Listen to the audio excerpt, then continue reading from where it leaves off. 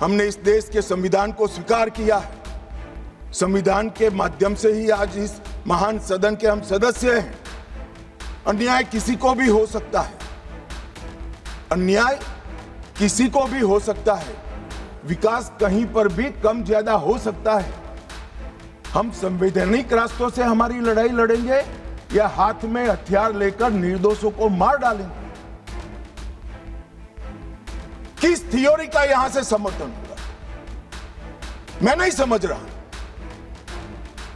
अगर आप धमकाना चाहते हैं कि ये होगा तो ये भी हथियार उठाएंगे, ये होगा तो ये भी हथियार उठाएंगे, ये डरने वाली सरकार नहीं है मान्यवर, सबके साथ न्याय करने वाली सरकार। जैसे ही रसिया में साम्यवादियों की सरकार का गठन हुआ, यहां पर 1925 में सीपीआई की स्थापना हुई, कम्युनिस्ट पार्टी ऑफ इंडिया। अब ये जो समर्थक है उनको मैं पूछना चाहता हूं, रसिया में कम्युनिस्टों की सरकार बनी, उसी वक्त यहां सीपीआई बना, सीपीआई की स्थापना हुई, इसके बीच में कोई रिलेशनशिप है क्या? ये सोचने की बात है। रसिया की सरकार ने स्पॉन्सर कर दुनिया भर में कम्युनिस्ट पार्टी की रचना की, इसका एक हिस्सा हमारे यहां बना। अब जिस पार्टी की नींव ही किसी दूसरे देश की प्रेरणा से गई है, वो हमारे देश का भला कैसे सोचेंगे? इन्होंने तो अंग्रेजों का भी समर्थन किया था। 1964 में कम्युनिस्ट पार्टी मार्क्सिस्ट बनी। यह भी समझने जैसा है कि सीपीआईएम क्यों बना। मान्यवर 64 में 69 में 1969 में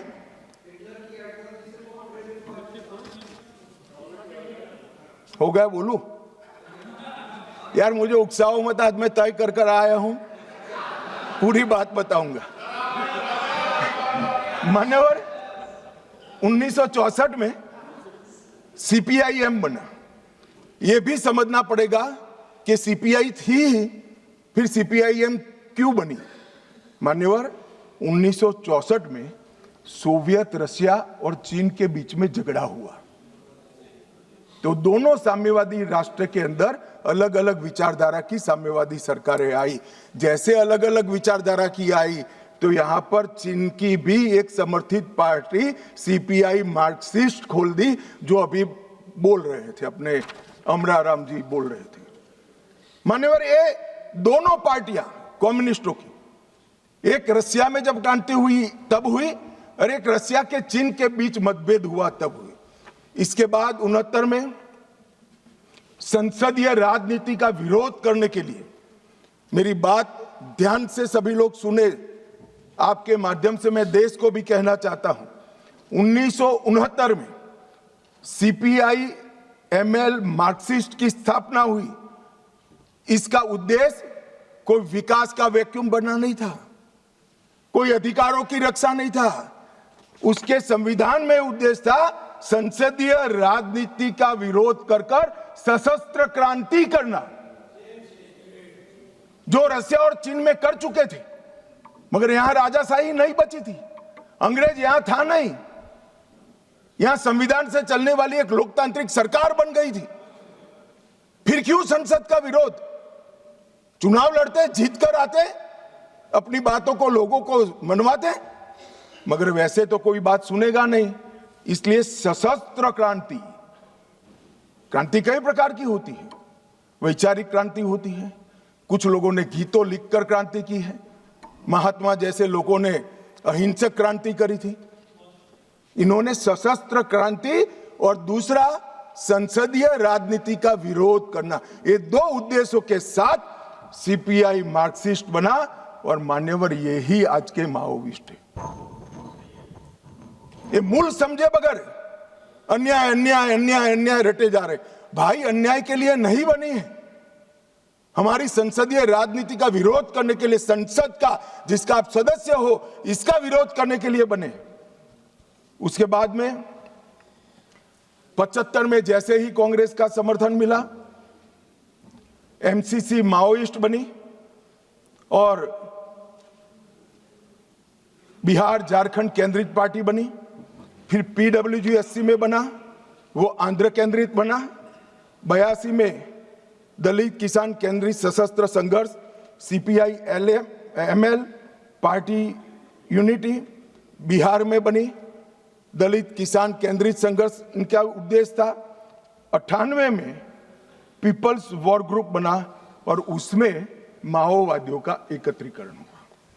इतना सब करने के बाद भी वो सफल नहीं हुए और 2000 में PLJA बना, GA बना, जो सैन्य विंग बनी, गुरुल्ला फोर्स बनाई मान्यवर, और 2004 में ये PWG MCC दोनों का विलय हो गया। तो थियोरी वाले और हथियार उठाने वाले दोनों 2004 में विलीनीकरण हुआ। 14 में मोदी जी आए और 26 में सबकी समाप्ति हो गई। ये टोटल 1925 से लेकर 2026 तक 101 साल का उनका इतिहास है मानिए।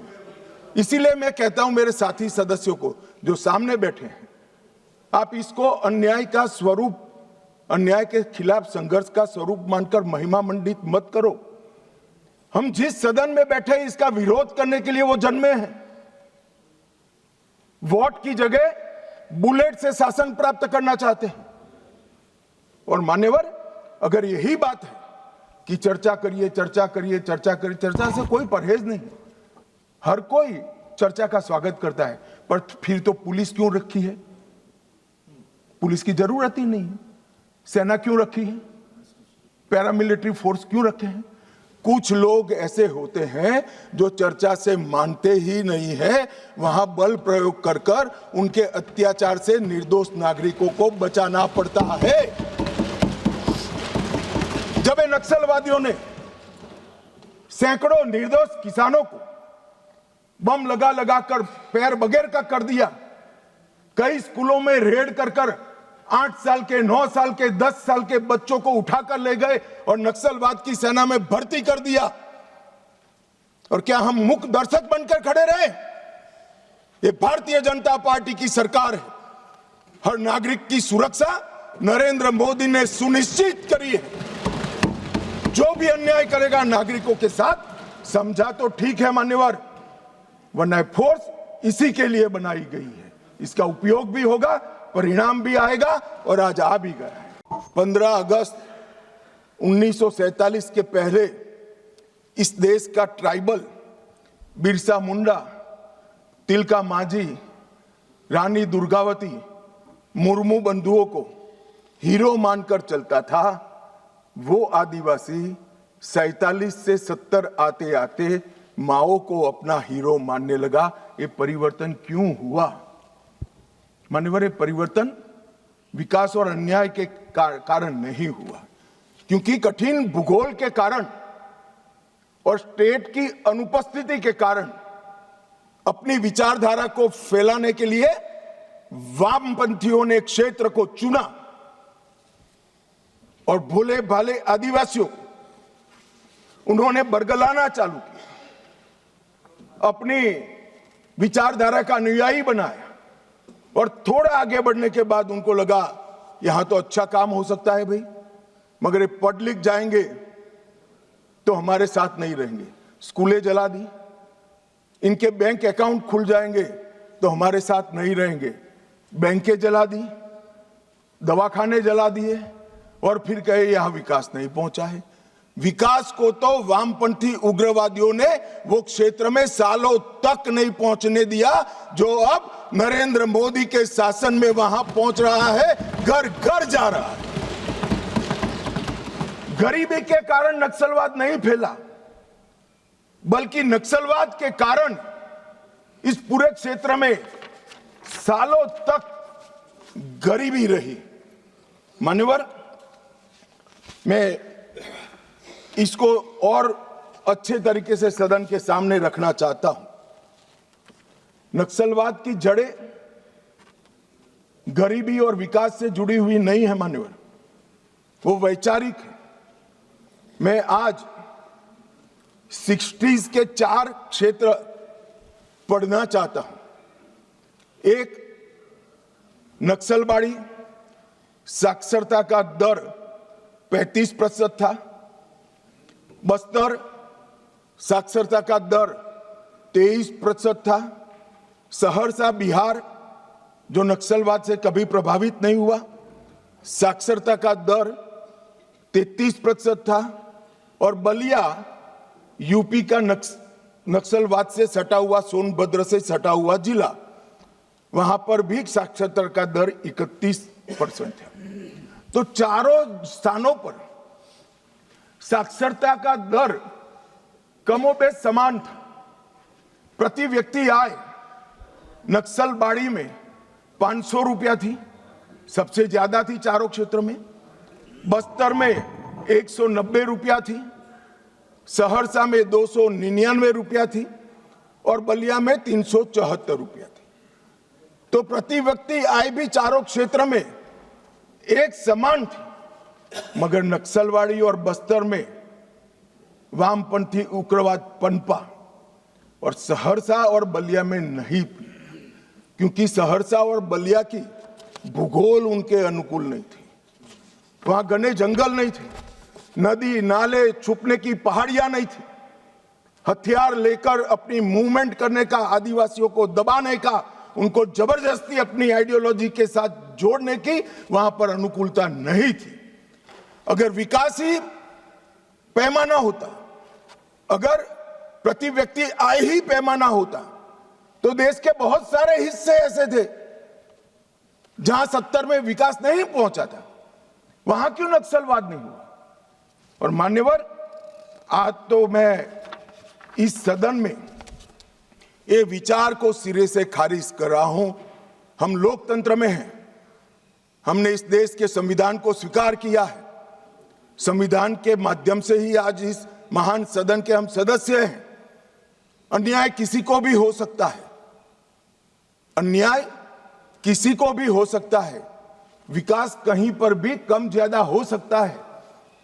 हम संवैधानिक रास्तों से हमारी लड़ाई लड़ेंगे या हाथ में हथियार लेकर निर्दोषों को मार डालेंगे? किस थियोरी का यहां से समर्थन हो रहा था, मैं नहीं समझ रहा। अगर आप धमकाना चाहते हैं कि ये होगा तो ये भी हथियार उठाएंगे, ये होगा तो ये भी हथियार उठाएंगे, ये डरने वाली सरकार नहीं है मान्यवर, सबके साथ न्याय करने वाली सरकार।